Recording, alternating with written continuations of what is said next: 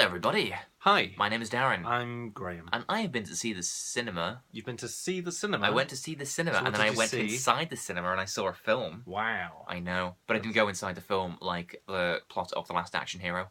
I watched a film called...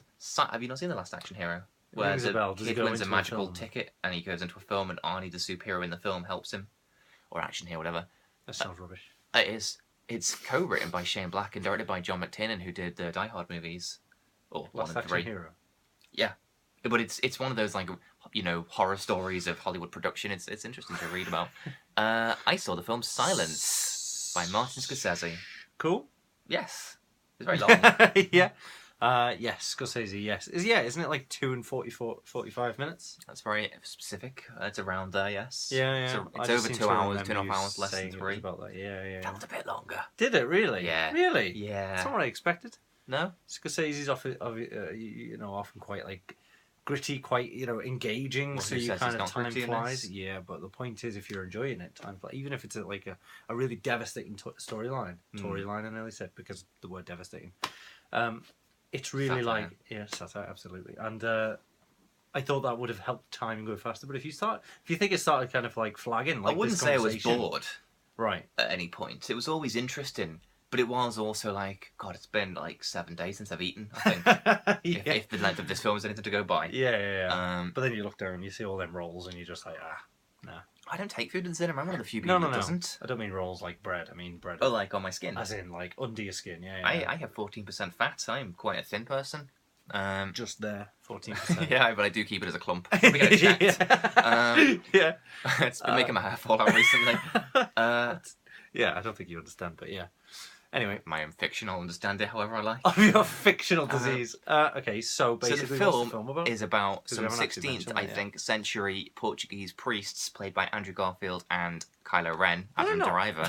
They're not from the 16th century. Yeah, Jesus isn't white, is he? So, whatever. Wow. We'll let him off. Throwing out some pretty large claims there. Well, Everybody knows Jesus looks more like you than me. I mean, me than you. Wow. Well, according to pictures, he does, but for a guy born in the Middle East... He does look very white in those pictures. Yeah, I'd have mentioned that in the Bible if I was writing it. Jesus was the Son of God, and also for some reason he was white. Yeah. And all his friends were white. Yeah. He surrounded himself with white people, but he lived in the Middle East. That's true. So elitism. Anyway, I think you could criticise the film for the silly accents by Garfield. Not so much. Are they using silly accents? Well, they're trying to be Portuguese. They don't look Portuguese either, though. What does a Portuguese person look like? Obviously the country is from nearer to the equator, so, if they're actually from that place, you'd imagine them to be slightly darker skinned than Andrew Garfield. It's just a point. So if you see a white guy being cast in this film, and he's got to be... Well, I mean, no, we're not going down the Exodus route now. We're not talking about that kind of stuff. Well, no, I wasn't going to. Oh, you sounded like you were. I was just going to say that it's not as bad as Exodus, in fact. Is that what you were going to say? No, but you gave me a good example. Because people from Portugal are surely at best slightly tanned as opposed to black. Yeah, so casting a white person as a slightly tanned person. But they're right next to Spain, southern Spain. Anyway, so they both play two Portuguese priests who hear, through the grapevine, that their mentor priest, Liam Neeson, has gone to Japan and... The Irish Portuguese man. Yes, he does not bother with an accent. Doesn't bother. Okay. I don't know what that was. I'm from Portugal. Oh, where the fuck you're from? Irish, obviously. Irish. Anyway. Sorry. Is she not Irish? Even if whatever you're doing is definitely racist. The name's... So, anyway, so he went to Japan, and it turns out that he may or may not have said, I don't believe in God anymore. Shock horror, I know. Oh my God. So, Liam Neeson did? Yeah. While he was there? Well, we don't know. For the church? It's Garfield and Driver hear that's what's happened. So they're dispatched to go and track him down and find out what the fuck is going on. I see. Meanwhile, Japan is very not into the whole idea of Christians and has an inquisitor who's like tracking them down and torturing people to find out whether they are or they are not. That is the film. Sound good? It sounds like I'd read it in short and not bother with the film. The fuck does that mean? Just kidding. Yeah, it sounds very interesting. It is interesting. I was kind of making out that, like, a short kind of brief kind of...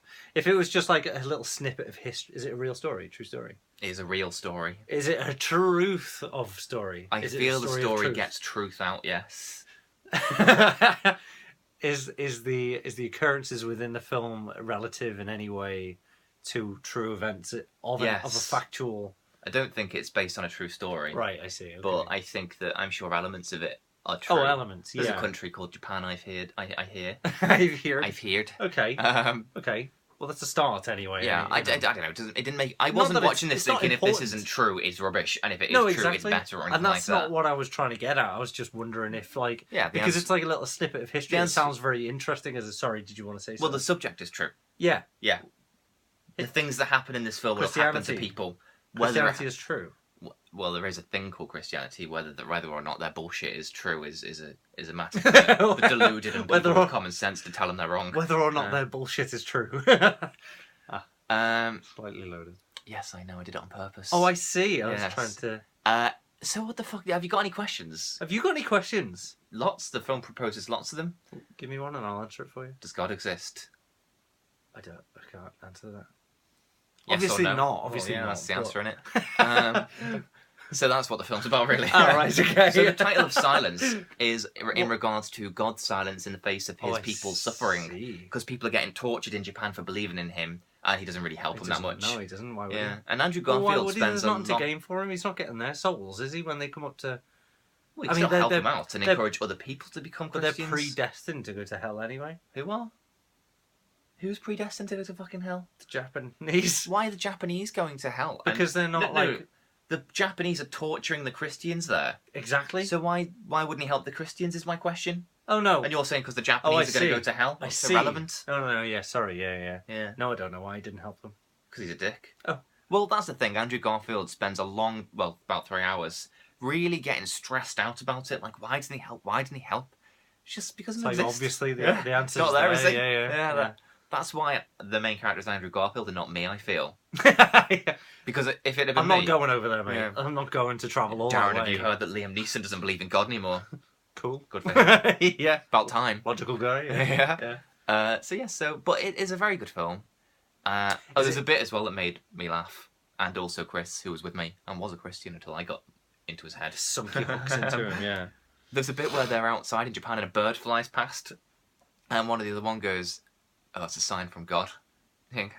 The bird says it? No, Andrew Garfield or Adam Driver says it to the other person, like, because they saw a bird fly and they say it's a sign from God. You think, well, this is the confirmation it wasn't doing anything that a bird doesn't do. If it was like fucking river dancing or something, I'd think, oh, bloody hell, that's got to mean something. Yeah, exactly. But you could look at a tree static, just existing and go, oh, it's a sign from God in it. Well, they do. They call rainbows and sunsets, they're all signs of God. And yet there's silence from God. That's not a sign. No. What could that possibly, what's going on there? It's because everything's intentional. Yeah. He's not getting a signal. He's silent for intelligence. We need to suffer higher up so he can see better. Yeah. It doesn't make sense. None of it.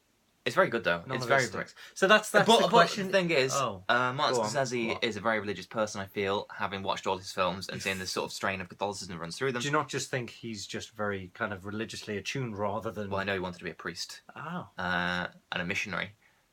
And so I was kind of worried taking Chris to see this movie because I've spent a lot of time deprogramming him. Uh-huh. I say a lot of time, it didn't take that much. It was like he was already looking over the cliff, I just gave him a nudge. I was worried that Martin Scorsese would then give Chris like a new rationale to think, oh, well, it's all bullshit, but this film has explained why it's all bullshit. But actually, it's a pretty kind of even-handed film that you can kind of come out of it whatever you want. Like, you know, people like me go, hasn't that religion caused a lot of trouble for people and that belief system? Or if you were into it, you go, God, look at the power of faith. Look how much torture they suffered, and they still believe. So I will still believe because I don't suffer that much suffering. Suffer down. So it was good. It was a good film. It wasn't his best, but it was still up there. Sounds like dome scratchy, you know. It is. It's basically like a giant lecture, and not in a bad way. No, in the interesting points of it, but it's not really like... All the best films make you think. That's true. It makes me think that is a good film. There you go. And that's what I thought about this one too. Good. Well, okay. So nobody's going to be swayed by this film, but it might be. I don't know. If your persuasion is that God does exist, it certainly or doesn't exist, to think about. You'll enjoy it. I enjoyed it. I don't think God exists. So how is the actual film? Is it up to Scorsese's kind of usual? It's not goodness. As the camera's not as kind of kinetic as it usually is. Right. When he says up to his usual goodness, I mean he's literally one of the best filmmakers of all time. So no, it's not one of his best. No. It's not up there with Taxi Driver or Goodfellas or King of Comedy or Mean Streets. but it's still better than most other people's films. Mm-hmm. It's an above-average Martin Scorsese film, I suppose. Okay. But that's, still better than most people's. It's just not quite as good as his usual. Yeah. Happy? Yeah. Okay. I might go and watch it now. You should. It's really good. Bye, everyone. Bye.